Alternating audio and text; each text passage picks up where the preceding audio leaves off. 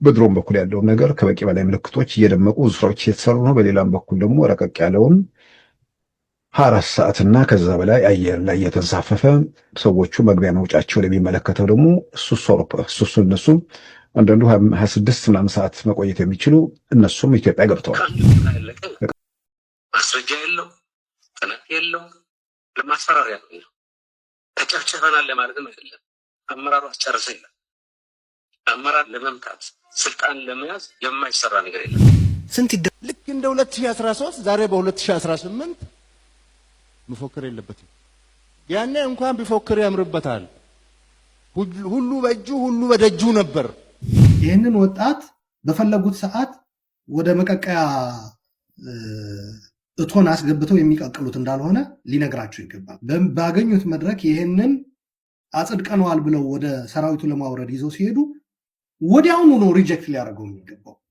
ሰላም ጤና ይስጥልን ውድ ቤተሰቦቻችን እንዴት አላችሁ? ይህ ዘኢትዮጵያ የዩቲዩብ ቻናላችን ነው። በወቅታዊ ፕሮግራማችን ተመልሰን ተገናኝተናል። በዛሬው ፕሮግራማችን ትላንትና ትግራይ ክልል ውስጥ የተፈጠረውን በጣም አሳሳቢ እና በጣም ትልቅ ደግሞ ለውጥ ሊያመጣ የሚችል ውሳኔ በጥቂቱ ለመዳሰስ እንሞክራለን። ተያያዥ የሆኑ ጉዳዮችንም በዛው ለማንሳት እንሞክራለን። የደብረጽዮን ገብረ ሚካኤል መመረጥ ምን ይነግረናል የሚለውን ጉዳይ ማንሳት እንሞክራለን። ከዚህ በፊት የተናገረውን ነገር አንስተን ደብረጽዮን ገብረ ሚካኤል መመረጡ ከዚህ በኋላ ትግራይ ክልል ውስጥ ላለው ነገር ምን አይነት ነገሮች ሊፈጠሩ ይችላሉ የሚሉትን ጉዳዮች ለማነሳሳት እንሞክራለን። ለምንድነው እየተቃወሟቸው ያሉት? የራሳቸው የሚባሉ ሰዎች ለምንድነው የሚቃወሟቸው? የኢትዮጵያ መንግስት ዝግጅት ከዚህ አንጻር ምን ይመስላል? ምክንያቱም ጦርነት ሊቀሰቅስ የሚችል ከባድ ውሳኔ ስለሆነ የተደረገው የኢትዮጵያ መንግስት አቋም ከዚህ አንጻር እንዴት ይገመገማል የሚሉ ጉዳዮችን እየተመለከትን ነው ቆይታ የምናደርገው። አማሃ ደገፋ ነኝ። በወቅታዊ ፕሮግራማችን ዛሬ ወደ እናንተ የደረስኩት ቻናላችንን ሰብስክራይብ በማድረግ አብራችሁን ትቆዩ ዘንድ የአክብሮት ግብዣችን፣ የደወል ምልክቱን በመጫን ቪዲዮቻችን ቀድመው እንዲደርሷችሁ ኖቲፊኬሽን እንዲደርሷችሁ ያስችላችኋል። እሱ ማድረጋችሁን አትዘንጉ። ቪዲዮቻችንን ደግሞ እንዲሁ ሼር እና ላይክ ብታደርጉልን ብዙዎች ጋር ለመድረስ ይረዳናል እና እሱን ማድረጋችሁን አትዘንጉ። ለምታደርጉት የትኛውም አይነት ትብብር ግን አስቀድመን ከወዲሁ እጅግ አድርገን ለማመስገን እንወዳለን። በቀጥታ ወደ ዛሬው ፕሮግራማችን ነው የምናልፈው። አብራችሁን ቆዩ።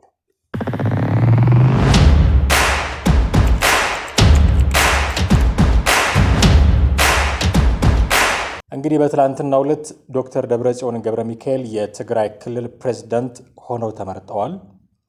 የጊዜያዊ አስተዳደሩ ፕሬዝዳንት ሌፍተናንት ጀነራል ታደሰ ወረደም እንዲሁ መልእክት ማስተላለፋቸው አይዘነጋም፣ ይታወቃል። ህዝቡ ይህንን ነገር እምቢ ማለት አለበት የሚል ድምጸት ያለው መልእክት ነበረ ያስተላለፉት።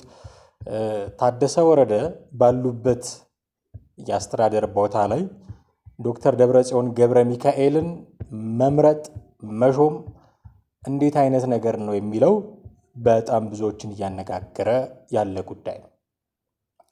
ትግራይ አደገኛ ምዕራፍ ላይ ትገኛለች ሲሉ ነው ሌፍተናንት ጀነራል ታደሰ ወረደ ጉዳዩን የገለጹት። የትግራይ ክልል ጊዜያዊ አስተዳደር ፕሬዝዳንት የሆኑት ሌፍተናንት ጀነራል ታደሰ ወረደ ክልሉ በታሪካዊ አደገኛ የለውጥ ምዕራፍ ላይ እንደሚገኝ ነው ያስጠነቀቁት። አደገኛ የለውጥ ምዕራፍ። ለውጥ ሲባል ለበጎ ነገር ብቻ አይደለም የሚመጣው። ለውጥ ሲባል ህዝቡን ለሚጠቅም ክልሉን ለሚታደግ ነገር ብቻ አይደለም የሚመጣው። በሌፍተናንት ጀነራል ታደሰ ወረደ አነጋገር የመጣው ለውጥ አደገኛ ነው፣ ታሪካዊ ነው፣ በዛ ላይ ደግሞ አደገኛ ነው ብለውታል። በሰላምና በጦርነት አፋፍ ላይ መሆኗን የገለጹት ፕሬዝዳንቱ ማለት ትግራይ ክልልን ነው። ለችግሩ መባባስ የአመራሩ እኔ ያልኩት ብቻ የሚል ጠባብ አስተሳሰብ ተጠያቂ ነው ብለዋል።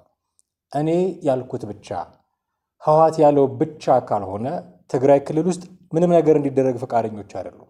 ምንም ነገር እንዲደረግ እኔ ያልወጠወጥኩት ወጥ ይጎረናል፣ እኔ ያልጋገርኩት እንጀራ ይፈተፈታል፣ ይሻግታል ብለው የሚያምኑ ሰዎች ናቸው። እኛንን መምራት ያለብን ትግራይ ክልልን። እኛ ካልመራናት፣ በእኛ ፍላጎት ውስጥ ትግራይ ክልል ካላደረች ሰላም አትሆኑም ነው። ሊትራሊ ስፒኪንግ እንደዛ ነው። እኔ የምረዳው እንደዛ ነው። የፕሬዝዳንትነት መንበሩ ላይ ደብረጽዮን ገብረ ሚካኤል ካልተቀመጠ በስተቀር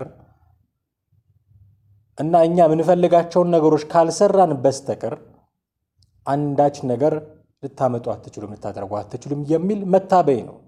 ይሄ ከጫካ ጀምሮ ሲከተላቸው የመጣው ስትራቴጂ አሁን የዕድሜ ዘመን አመሻሻቸው ላይ ደርሰው የፖለቲካ ሞት ሞተው ወታደራዊ ቁመናቸው ተዋርዶ ራሱ አልተዋቸው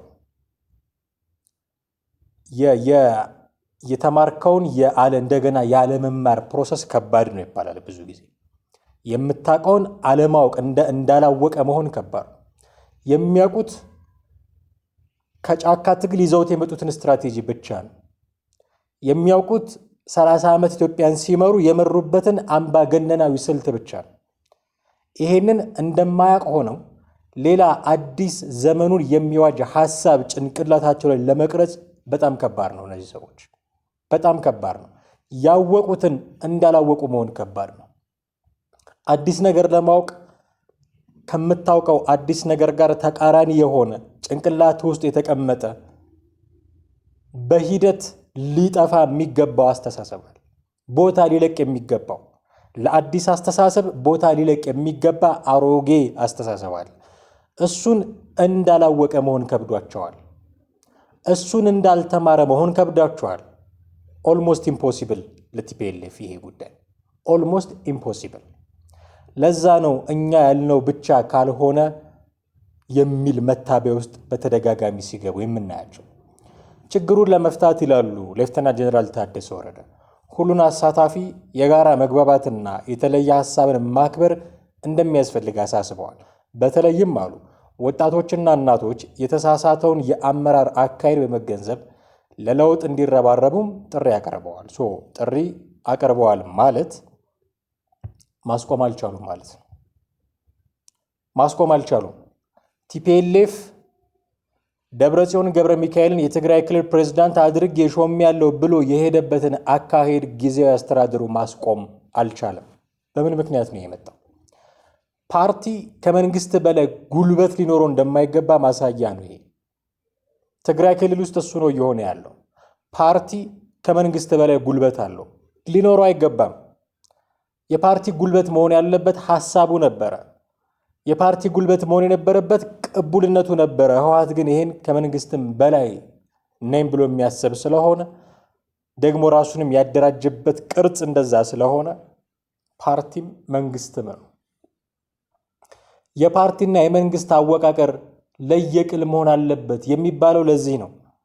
መንግስት መዋቅር ውስጥ ያሉ ሰዎች ለህዝብ ቢያስቡ ደህና ነገር ቢሰሩ፣ እኔ ታደሰ ወረደ ለህዝብ ያስባሉ እያልኩኝ አይደለም። ግን ኢፍ ለህዝብ ቢያስቡ ምናልባት ቢሆን ፓርቲ ውስጥ ያሉ ሰዎች ይሁንታ ካልታከለበት በስተቀር ለውጥ ማምጣት አይችሉም። ጌታቸው ረዳ ይህንን ችግር ነው ፌስ ያደረጉት። ፓርቲ ከመንግስት በላይ ጉልበት ሲኖረው፣ ፓርቲ ከመንግስት በላይ ሲጀመር ፓርቲ ጉልበት እንዲኖረው አይጠበቅም። የወታደራዊ ጉልበት እንዲኖረው አይጠበቅም። ፌር አይደለም። የፖለቲካ ሜዳው ላይ ፌር የሆነ እንቅስቃሴ አያመጣም። ተቃዋሚ ፓርቲዎች ወታደር የላቸውም። ተቃዋሚ ፓርቲዎች የታጠቁ አይደሉም። ተቃዋሚ ፓርቲዎች ያለን ሐሳብ ነው ብለው ነው ሜዳ ውስጥ የሚገቡት፣ የምርጫ የፖለቲካ ሜዳ ውስጥ የሚገቡት። ይሄንን ፌር ባልሆነ መንገድ የሚጠቀሙ የታጠቁ ፓርቲዎች ያሉበት ሁኔታ ውስጥ በምንም አይነት መልኩ ያለ አድሏዊ አሰራር ምርጫ ሊደረግ አይችልም። ትግራይ ክልል ውስጥ ምርጫ ቢደረግ መሳሪያ ያለውን ህወሓትን ነው የሚመርጡት ወይስ መሳሪያ የሌለውን ተቃዋሚ ፓርቲ ነው የሚመርጡት? ስለዚህ ፓርቲ ሊታጠቅ አይገባውም፣ መሳሪያ ሊኖረው አይገባውም። ከሐሳብና ከህዝብ ቅቡልነት ውጭ የሆነ ጉልበት በፍጹም ሊኖረው አይገባም። ይህንን ነው ጠቅልሎ የያዘው ቲፒኤልኤፍ። ይህን ጠቅልሎ በመያዙ ጊዜያዊ አስተዳደሩ ምንም ማድረግ አልቻለም። ወታደር አዞ ስብሰባ ሊበትን አይችልም። በተዋረድ ያሉ ባለስልጣናት አዞ ይሄ ነገር እንዳይፈጸም ማድረግ አይችልም። ያደረጉት ምንድን ነው? ሌፍተናንት ጀነራል ታደሰ ወረደ መልእክት ማስተላለፍ፣ ተቃውሙት። እነሱ ያልቻሉትን ነገር ህዝብ እንዲቃወም ነው ጥሪ እያቀረቡ ያሉት። ህዝብ እቃወማለሁ ብሎ አደባባይ ቢወጣ ግንባሩን ከማለት የማይመለስ ኃይል ነው ቲፒኤልኤፍ። የማይመለስ ኃይል ነው። ህዝብን መስዋዕት ማድረግ ነው፣ በጅምላ ጭዳ ማድረግ ነው። ይሄ በቃ አቅም የላቸውም ማለት ነው። እነዚህ ሰዎች ሰማውን ይጠራጠር ነበረ የሆነ ወታደር ሊኖራቸው ይችላል፣ እንዲህ አይነት ነገር ሲፈጠር ዝም አይሉም፣ እንደ ጌታቸው ረዳ አይሆኑም ብዬ ነበረ። ከግምቴ ውጭ ነው የሆኑት። መለማመጥ ነው የያዙት። ሲጀመር ፕሮ-ቲፒኤልኤፍ የሆነ አቋም ነው ያላቸው፣ ግን እንደዛም ሆኖ ሌላ አይነት ስትራቴጂ ነው የሚፈልጉት። እንደዚህ ባለ መንገድ አልነበረም። የቀድሞ ምክር ቤት ተመልሶ ፕሬዝዳንት ተመርጦ በሚል አልነበረም። ጊዜያዊ አስተዳደሩ ይፍረስ ከህዝብ አይበልጥም፣ ግን ሌላ አማራጭ መኖር አለበት ብለው ነበር የሚያሰቡት። ፌቨር ያደረጉ ናቸው ለቲፒኤልኤፍ። ቲፒኤልኤፎች ግን ለእነሱ ፌቨር አደረግ ካላደረግ ዘይ ዶን ኬር፣ የሚፈልጉትን ነገር ብቻ ማድረግ ነው የሚፈልጉት። እሱን ነው ትላንትና ያደረጉት። ይሄ ይሁን እንኳን ቢባል ልክ አይደለም እኮ፣ ከነጭራሹ ሊታሰብ የሚገባው ጉዳይ እኮ አይደለም። ግን እንደው ይሁን ቢባል እንኳን እንደው ያድርጉት እንኳን ቢባል ሁሌ ደብረ ጽዮን ነው እንደሚመረጠው? ሁልጊዜ ደብረ ጽዮን እንዴ? ሰው የለም እንዴ? ይሄ የሚያሳየን ምን መሰለ? በጌታቸው ረዳም በታደሰ ወረደም ቦታ የጊዜያዊ አስተዳደሩ ፕሬዝዳንት ሆኖ የተመረጠው ደብረ ጽዮን ሆኖ ቢሆን ኖር የሁሉ ችግር አይመጣም ነበር ማለት ነው። ስልጣኑን ፍለጋ ነው፣ ወንበሩን ፍለጋ ነው ጉዳዩ። ከጌታቸውም ጋር ጸብ ውስጥ የተገባው ከታደሰም ጋር ጸብ ውስጥ የተገባ እኔ ብቻ ነው እንዴ? እንዴት ደብረ ጽዮን ብቻ? የእድሜ ዘመን አመሻሹ ላይ ነው እኮ ደብረ ጽዮን። ፖለቲካሊ ሂዝ ዴድ እኮ በቃ። የሱ ፖለቲካ ትግራይ ክልልን ከጦርነት ማውጣት አልቻለም። የሱ ፖለቲካ ትግራይ ክልልን ከጎረቤት ክልሎች ጋር ሰላም ማድረግ አልቻለም። ከፌዴራል መንግስት ጋር ሰላም ማድረግ አልቻለም። ፖለቲካሊ ደብረ ጽዮን ገብረ ሚካኤል ኢዝ ዴድ። ማመን ግን አይፈልግም። ማመን አይፈልግ። ይሄም ማመን ስለማይፈልግ ቅድም ያነሳናቸው የድሮ የተማሯቸው ያወቋቸውን ነገሮች መቀየር ስለማይፈልጉ አሁንም እኔ ያልኩት ብቻ ነው የሚሉት። ለወጣት ኃይል እድል መስጠት አይፈልጉም። ለአዲስ ፊት እድል መስጠት አይፈልጉም። ለስልጣን ሲል የሞቱ ሰዎችን ቁጥር ስታቲስቲክስ ብቻ አድርጎ ማለፍ የሚፈልግ ሰው ነው ደብረ ጽዮን ገብረ ሚካኤል ማለት። ለስልጣን ከሚደረግ ጩኸት በዘለለ የሟቾችን ቁጥር ከዛ በዘለለ የሚረዳ ሰው አይደለም።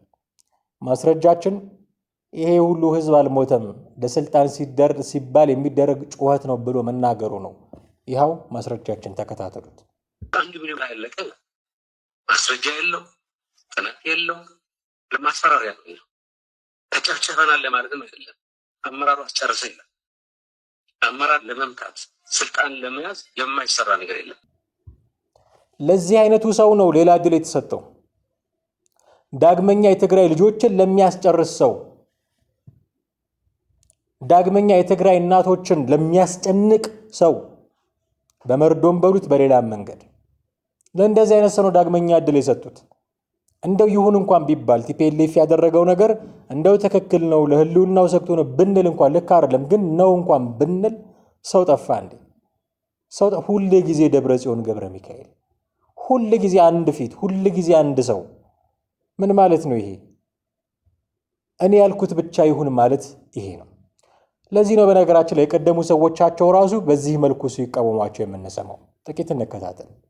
ይህንን ወጣት በፈለጉት ሰዓት ወደ መቀቀያ እቶን አስገብተው የሚቀቅሉት እንዳልሆነ ሊነግራቸው ይገባል። ባገኙት መድረክ ይህንን አጽድቀነዋል ብለው ወደ ሰራዊቱ ለማውረድ ይዘው ሲሄዱ ወዲያውኑ ነው ሪጀክት ሊያደርገው የሚገባው። ይሄ ነገር ፈጽሞ ተቀባይነት እንደሌለው የእናንተ የፓርቲ አንጃ ግራንጃ አናቀውም፣ እዛው ቀቅላችሁ ብሉት። የፓርቲ የምታመልኩት ፓርቲ ፍቅር አልወጣልን የምትሉ ከሆነ የዛን ጊዜ የ17 ዓመት የደርግ ትግል ላይ የህወሓት ታጋዮች ስለነበሩ ነው።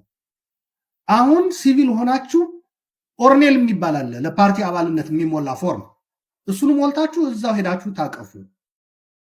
ብትፈልጉ በአጠቃላይ ፓርቲም ብትፈልጉም በጉጅሌ በዚህ በደብረ ጽዮን ምናምን ባሉበት ማለት አራቱ መሳፍንቶች ጋር ሄዳችሁ መታቀፍ ትችላላችሁ። አንቀበለውም ብሎ ሪጀክት ማድረግ መቻል አለባቸው። እና ሉላ ሰለሞን ማለት ህዝብ ለጦርነት ይቀሰቅሱ የነበሩ ሰዎች ናቸው። ጦርነት ባህላዊ ጨዋታችን ነው ብለው የሚቀሰቅሱ የነበሩ ሰዎች ናቸው። አሁን እና ሉላ ሰለሞን አንቲ ቲፒኤልኤፍ ናቸው። ሆይ ለትውልዱ የሚመጥን ስራ ስላልሰሩ፣ ክልሉን ሰላም ማድረግ ስላልቻሉ፣ ህዝቡን ከሴፍቲኔት ፕሮግራም ማውጣት ስላልቻሉ፣ ሁልጊዜ እኛ ብቻ ወንበሩ ላይ እንቀመጥ የሚል መታቤ ውስጥ ስለገቡ በዚህ ደረጃ ይደግፏቸው የነበሩ ሰዎች ሲቃወሟቸው ነው የምናየው። ጥሪ እያቀረቡ ነው። ወጣቱም ህዝቡም እምቢ እንዲል መልእክት እያስተላለፉ ነው። ስለዚህ የድሮ ሰዎቻቸውን እያጡ ነው። ትልቅ አንደበት የነበሯቸውን ሰዎች አሁንም የሚከተሏቸው ሰዎች የሉም ማለት አይደለም፣ ይከተሏቸዋል። ግን እነሱም የቲፒኤልኤፍ ተረፍራፊ ስለሆኑ፣ የዛ ርዝራዥ ውጤት ስለሆኑ፣ ከዛ የተሻለ አስተሳሰብ ሊያመነጩ ስላልቻሉ ብቻ ነው የሚደግፏቸው የሚከተሏቸው። ጥቅምና ጉዳት አስልተው ቲፒኤልኤፍን የሚደግፉና የሚቃወሙ ቢሆኑ ኖሮ በ2013 ጦርነት ብቻ ምን ያህል ትግራዋይ ህይወቱ አለፈ የሚል ቁጥር ብቻ አስልተው ቲፒኤልኤፍን መንቀረው ለመጣል በቂ ምክንያት ይኖራቸው ነበር። ያንን ማድረግ አልቻሉም። ምክንያቱም ጭንቅላታቸው ከዛ ከቲፒኤልኤፍ ላይ ካሉ ሰዎች የተሻለ ማሰብ ስላልቻለ። ማሰብ የቻሉት ሰዎች ግን እንደ ሉላ ሰለሞን ያሉት ከቀለባቸው ሆነው ተመልሰዋል። አሁን አትሊስት በለው አይሉም። አሁን እንደ ድሮ ትግራይ ትስዕር እያሉ ሲፎክሩ አታያቸውም። አሁን እንደ ድሮ ቲፒኤልኤፍን ታገሉ ሲሉ ነው የምትሰሟቸው። እንደዛ ሲሉ ነው የምትሰሟቸው። ስለዚህ በዚህ አይነት መልኩ አቅምም እየከዳው ያለ ድርጅት ቲፒኤልኤፍ ከዚህ በፊት እንደነበረው የመዋጋት አቅም አለው ወይ የሚል ጥያቄውን ማንሳት አለብን። ለምን? ጉዳዩ ጦርነት የሚቀሰቅስ ጉዳይ ነው። ይሄ ውሳኔ ማለት የ2013 ጦርነት እንዲጀመር ትልቅ ምክንያት የሆነ ነው። በጣም ትልቅ ምክንያት። ምርጫ አታድርጉ ስንላቸው አደረጉ፣ እሱ ነው ትልቁ ችግር ሲሉ ሰምተናቸዋል ጠቅላይ ሚኒስትሩ። ያ ጦር ብቸኛ ምክንያት አይደለም።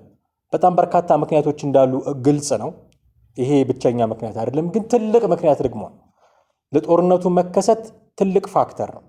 ያንን ትልቅ ፋክተር መልሰው ሪሰርፌስ አደረጉት ትግራይ ፖለቲካ ውስጥ እነ ደብረጽዮን ገብረ ሚካኤል። ስለዚህ አሁን ስጋታችን ከጊዜ ወደ ጊዜ እየጨመረ እንዲመጣ ሆነ። ጦርነት ይቀሰቀሳል የሚለው ስጋት ከጊዜ ወደ ጊዜ እየጨመረ እንዲመጣ ሆነ። ኦኬ፣ ጦርነት ቢቀሰቀስ ህወሓት ከዚህ በፊት እንደነበረው የመዋጋት አቅም አለው ወይ? ፊልድ ማርሻሉ ለዚህ ምላሽ አላቸው። ጥቂት ሰምተናቸው እንመለስ። ልክ እንደ 2013 ዛሬ በ2018 መፎከር የለበትም። ያኔ እንኳን ቢፎክር ያምርበታል። ሁሉ በእጁ ሁሉ በደጁ ነበር።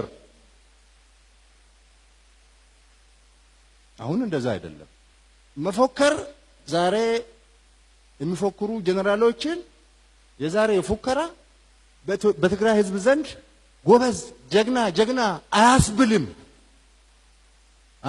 አያስገኝም፣ ጀግንነት አያስገኝም፣ ጎብለል አያደርግም። ምክንያቱም የ2013 ፉከራ በትግራይ ህዝብ ላይ ያመጣውን ጣጣ የትግራይ ህዝብ ሙሉ በሙሉ ገብቶታል። ስለገባው የአሁኑ ፉከራ ተባባሪ አይደለም። የትግራይ ህዝብ ይልቅ መውጫ መንገድ ነው የሚፈልገው። አሁን ከገባበት መውጫ መንገድ ነው የሚፈልገው። ምግቤ ኃይሌ አዲስ አበባ መጥቶ ይሄ ጦርነት መብቃቱ ፕሪቶሪያ መፈረሙ ደስ ብሎኛል እኮ ለኔ። በቀደም የሚያወራውን አይታችኋል። ምን አይነት ስብዕና ነው ይሄ? ምን አይነት ስብዕና ነው? ፊልድ ማርሻል ብርሃኑ ጁላ እንደሰማችኋቸው ያኔ ሁሉ በእጁ ሁሉ በደጁ ነበረ እና ማንም አይነካኝም ብሎ ሊፎክር ይችል ነበረ። ብዙ መሳሪያ ነበረው፣ ብዙ የሰው ኃይል ነበረው። እሱን ቲዲኤፍ ብሎ መቀየር ብቻ ነበረ የሚጠበቅበት። ፖለቲካል አመራሩ ይነስም ይብዛም አንድ አይነት አስተሳሰብ ውስጥ ነበረ። ሁሉም ትግራይ የህልውና ስጋት ውስጥ ናት፣ አደጋ አንዣቦባታል ብለው ያምኑ ነበረ። ጌታቸው ረዳም፣ ደብረጽዮን ገብረ ሚካኤልም፣ ኬሪያ ኢብራሂምም፣ ጻድቃን ገብረ ትንሳኤም፣ ታደሰ ወረደም ሁሉም እንደዛ ነበር የሚያስቡት። አሁን እንደዛ ነው የሚያስቡት? ጌታቸው ረዳ የት ነው ያለው? ኬሪያ ኢብራሂም የት ነው ያለችው? ጻድቃን ገብረትንሳኤ የት ነው ያለው? እነ ክንደያ ገብረ ሕይወት የት ነው ያሉት? ውጭ የሚደግፏቸው እና ሉላ ሰለሞን ምን አይነት አቋም ላይ ነው ያሉት? ህዝቡ እየወጣ እኮ ነው። ኬላ እያያዙበት እንዳይወጣ እያደረጉት ነው እንጂ እየወጣ እኮ ነው። ወጣቱ በተለይ ወደ አጎራባች ክልሎች ኢቭን ወደ አዲስ አበባም ጭምር እየሄደ እየጎረፈ ነው። ቅቡልነት እያጣ ነው ማለት ነው።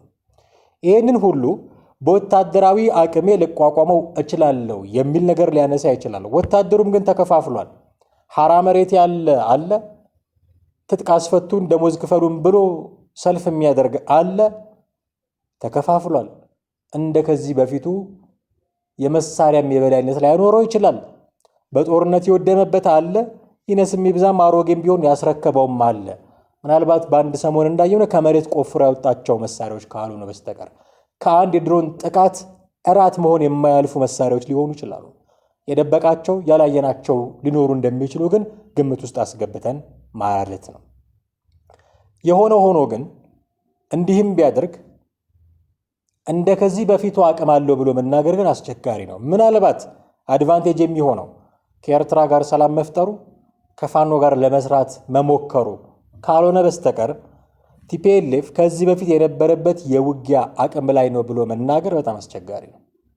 በጣም አስቸጋሪ ነው። የመንግስትም ትኩረት አሁን ጨምሯል። ትግራይ ክልል ውስጥ የመንግስትም ትኩረት ጨምሯል። መንግስት እስካሁን በዝምታ እያየ የነበረ ነገሮችን ዝም በሉ በሏቸው፣ አስታግሷቸው የሚል መልእክት በማስተላለፍ ብቻ ነበረ የታጠረው። አሁን ለየት ያለ እንቅስቃሴ ማድረግ ጀምሯል። ራሱን በጦር አውሮፕላኖች በድሮኖች ማጠንከር ጀምሯል። ሲሲያጌና መረጃ አለኝ እያለ ነው። እንስማው እስኪ። በድሮን በኩል ያለውን ነገር ከበቂ በላይ ምልክቶች እየደመቁ ብዙ ስራዎች እየተሰሩ ነው። በሌላም በኩል ደግሞ ረቀቅ ያለውን 24 ሰዓትና ከዛ በላይ አየር ላይ እየተንሳፈፈ ሰዎቹ መግቢያ መውጫቸው ለሚመለከተው ደግሞ እሱ እነሱም አንዳንዱ 26 ምናምን ሰዓት መቆየት የሚችሉ እነሱም ኢትዮጵያ ገብተዋል። በቀደም መቀሌ ላይ ሲያንዣብቡ እንደነበረም ዜና ሰምተናል። ለህዋት የተዘጋጁ የጦር ጄቶች፣ ለህዋት የተዘጋጁ ድሮኖች አሉ። በተጠንቀቅ ላይ የሆኑ ድሮኖች። አሁን ከመቼውም በላይ ትኩረቱ ትግራይ ክልል ውስጥ ነው የሚሆነው። መቀሌ ሰማይ ላይ፣ ትግራይ አየር ላይ የኢትዮጵያ ፌዴራላዊ መንግስት አየር ኃይል የጦር ጀቶች ማንዣበብ ጀምረዋል። ያስፈራል፣ ያስፈራል።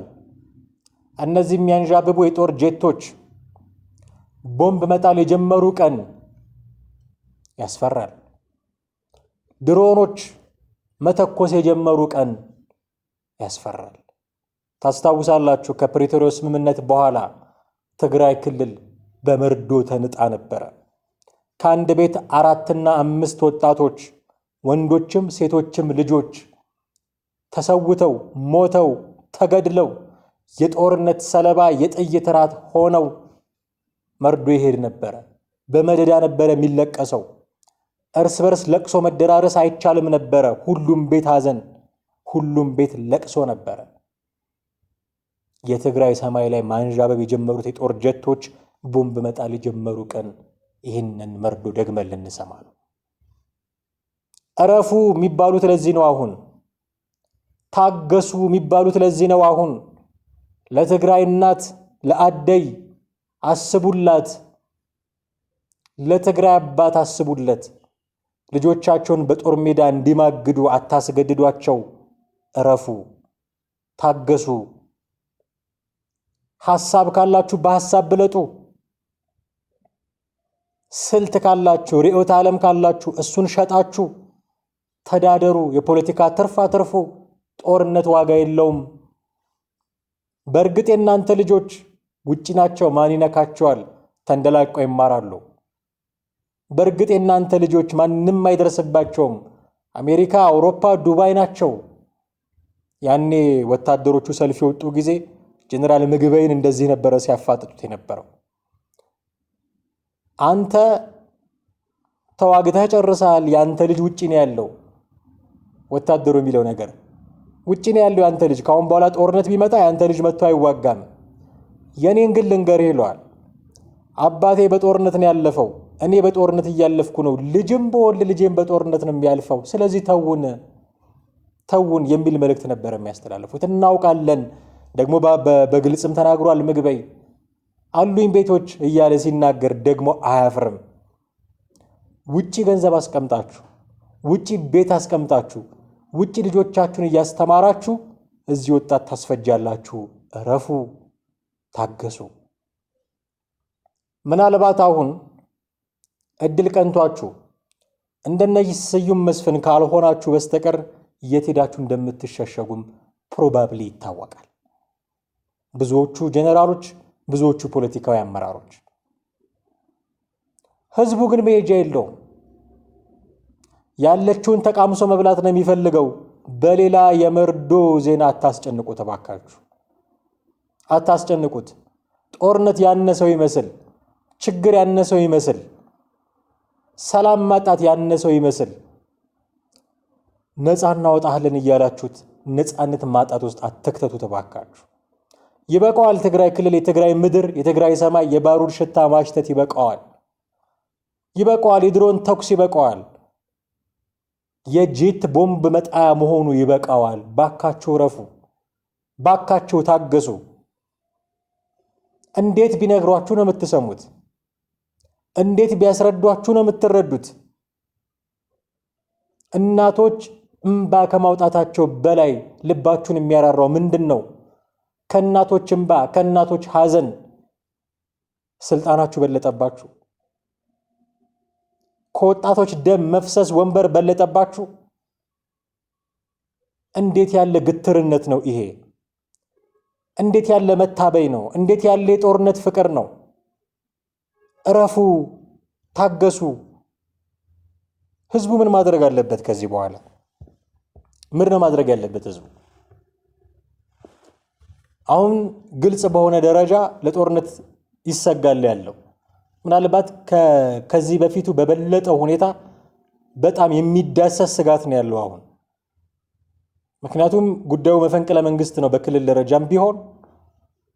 ምክንያቱም ፌዴራል መንግስቱ እንዲሆን የማይፈልገው ነገር ነው የሆነው።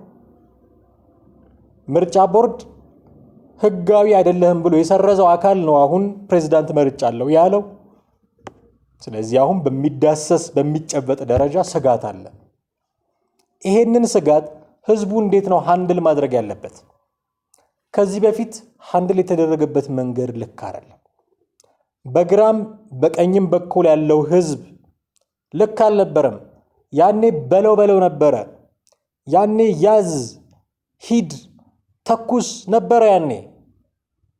አሁን ይሄ መደገም የለበትም።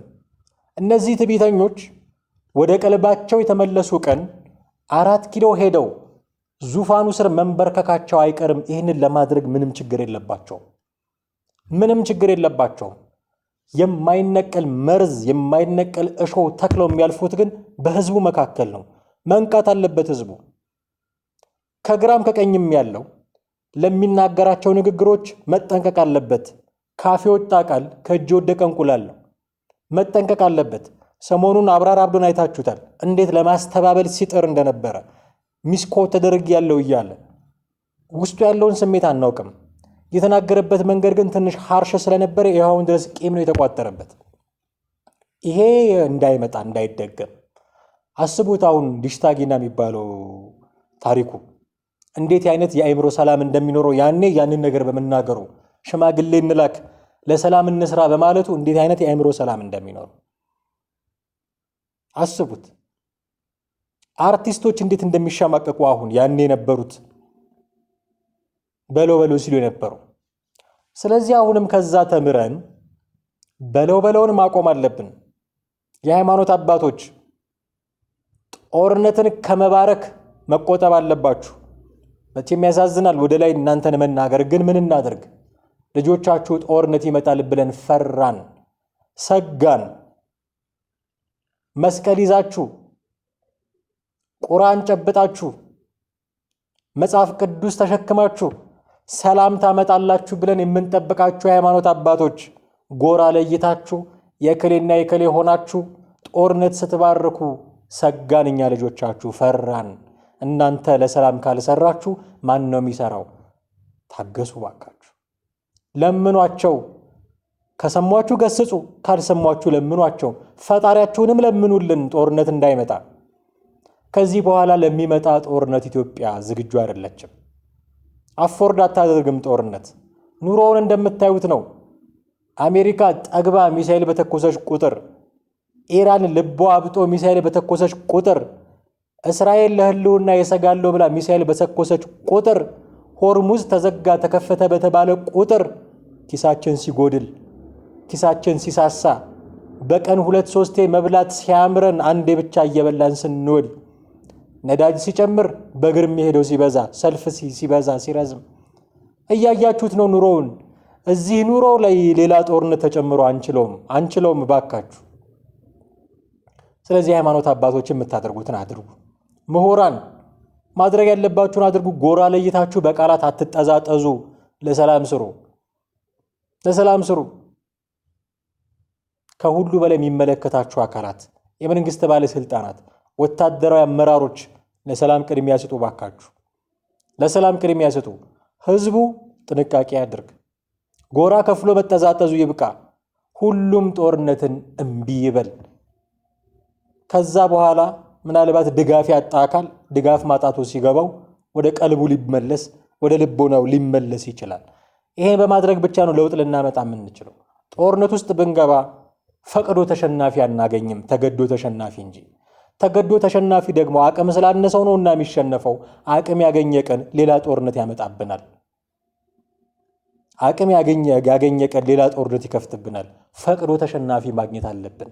ፈቅዶ ተሸናፊ የምናገኘው ደግሞ በሐሳብ የበላይነት ነው፣ በጦርነት አይደለም።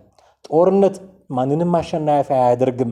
ኢትዮጵያ ትከስራለች በጦርነት ትከስራለች። ኢትዮጵያ በጦርነት ይሄ እንዳይሆን የሚመለከተው አካል ሁሉ የሚጠበቅበትን ስራ የሚጠበቅበትን ድርሻ ማበርከት አለበት እና ሁሉም ወደ ቀልቡ መመለስ አለበት።